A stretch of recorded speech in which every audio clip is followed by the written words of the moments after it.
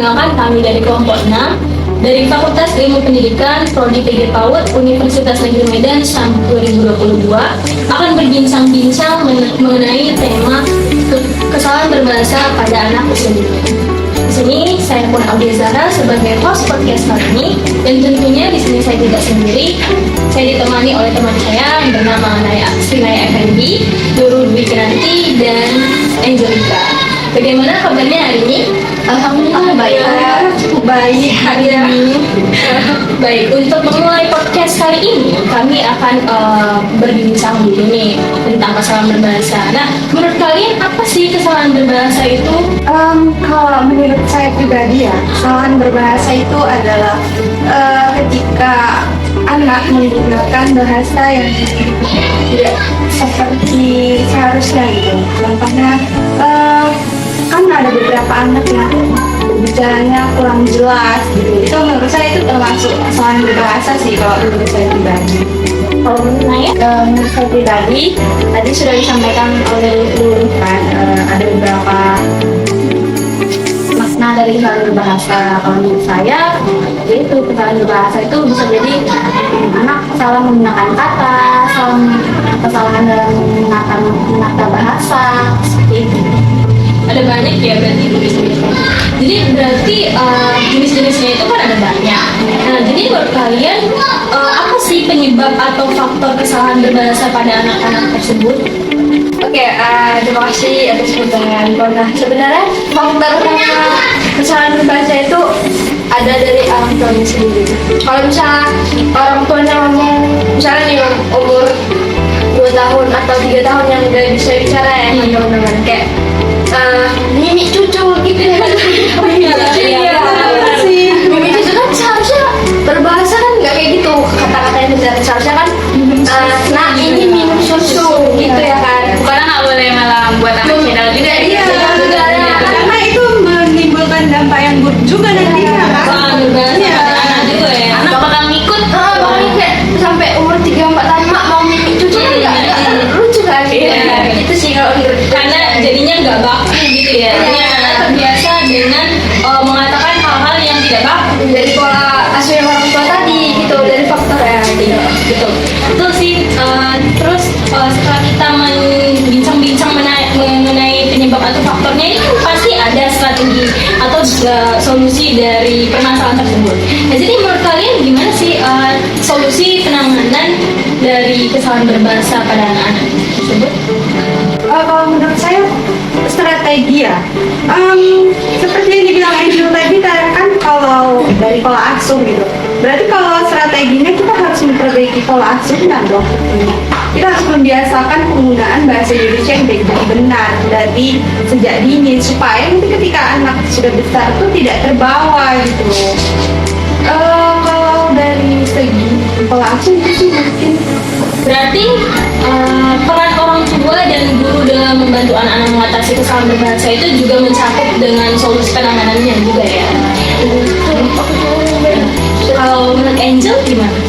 Kalau menurut saya sih strategi dalam kesalahan berbahasa anak itu ada kita orang tua itu harus perlu mengajak anak untuk mengetahui kesalahan berbahasanya gitu. Kayak contohnya nih, misalnya nih dia salah sebut mau apa ya, salah sebut contohnya mau mamam, mau mamam kan kita dengar tuh sebagai orang tua kayak mak mau mamam, seharusnya kan kesalahan berbahasa itu kan Seharusnya orang tuanya dengerin gitu ya. bukan mamam, jadi makan, jadi mengakui dan memperbaiki kesalahan anaknya itu ya dengan nak jangan bilang mamam ya gitu ya, kita bilang sebutnya makan, terus sekali lagi makan bukan mamam gitu. Diajari dari hal-hal kecil seperti itu ya. Nah, strategi yang lain juga kita dapat dengan berbagi cerita ke anak gitu, kayak storytelling gitu, kayak Sering mengajak anak bercerita. iya sering bercerita kepada kayak misalnya mau tidur atau mendongeng gitu kan, ataupun sambil JJS jalan-jalan sore. JJS kan kayak anak tuh lagi bawa nak gini-gini sambil cerita keadaan sekitar gitu. Iya juga. Karena kalau anak Indah itu biasanya anak lebih mudah paham ya. Iya, kayak lebih Jadi lebih ingat gitu. ceritanya gitu. Nah, jadi teman-teman setelah setelah kita berbincang mengenai solusi dan strategi yang pastinya itu berhubungan ya dengan pengalaman, apa ada tips atau masukan yang mungkin dapat membantu anak-anak mereka mengatasi kesalahan berbahasa? Nah, jadi kan kita nih sebagai mahasiswa kan sudah melakukan PLP 1 ya. Ya, jadi di situ kan pasti kita bisa mengamati bagaimana anak, apakah masih ada yang salah dalam berbahasanya, apakah dia cadel atau gimana. Jadi kita tuh bisa ada refleks. Jadi misalnya anak itu salah mana. Misalnya dia mau minum, itu tadi seperti yang dikatakan teman-teman, mau mimi gitu kan. Terusnya kita ada refleks, kita langsung bilang, tapi jangan ini ya, tapi harus minum. Kita harus ada refleks itu sih. Cepat tanggap lah berarti ya, cepat tanggap anak jika salah. Iya, harus memberikan umpan balik tanpa membuat anak itu malu dan merasa iya, Supaya bisa langsung diperbaiki. iya. Mungkin itu sih dari mahasiswa ya. Kalau kami seperti itu sih. Oke, jadi setelah kita membahas mengenai tips-tipsnya ini pasti ada lah kan kita tentang aktivitas atau permainan.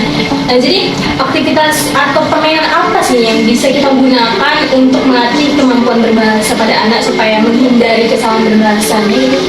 Nah teman-teman tentunya ini banyak gitu ya aktivitas atau permainan yang dapat kita lakukan kepada anak usia dini agar tidak terjadinya kesalahan berbahasa. Nah tentunya kita dapat melakukan aktivitas contohnya itu mendongeng gitu kan. Nah teman-teman kita juga udah pernah ikut webinar yang kemarin Awan. Dari yang kita dengar materi-materi mendongeng kayak anak itu bakalan fokus apa yang akan didengarkan sama yang mendongeng kayak misalnya nih ayahnya atau ibunya gitu ya kan, jadi dia itu tahu apa yang bakalan diomongin sama ayah dan ibunya. Tentunya ayah dan ibunya saat mendongeng itu dengan kata-kata yang tepat dan baik ya. Oh, karena yang diserap itu dari dongeng pasti nyangkut di anak ya. Iya. Kita harus berhati-hati Iya. gitu saat memberikan Berarti dari pembahasan sebelumnya kita dapat menarik kesimpulan bahwa kesalahan berbahasa itu sangat penting ya teman-teman. Apalagi untuk anak usia dini, di mana anak usia dini itu dia pasti masih di dalam golden age, yang mana yang masih bisa diperbaiki itu bisa diperbaiki. Dan kalau dia meningkat umurnya pasti udah agak sulit ya untuk diperbaiki. Makanya dari kecil tuh harus Relasi ya, benar karena yang mana yang salah kita benerin. Karena masa golden age pasti kan anak lebih mudah untuk menangkap apa yang distimulus. Ya, jadi kan tidak terbawa nih pada saat nanti masuk ke sekolah selanjutnya kan. kita ngajari anak tuh harus Dengar bahasa Bahasa yang baik dan benar. Kita kan tinggal di Indonesia, jadi harus berbahasa Indonesia yang baik dan Dan benar. benar, betul.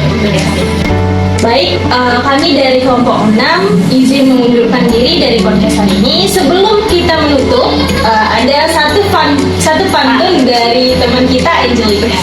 Nah nih teman-teman, kita sebelum menutup podcast kali ini gitu ya kan, mana tahu kita ketemu lagi di ketemu selanjutnya Podcast selanjutnya.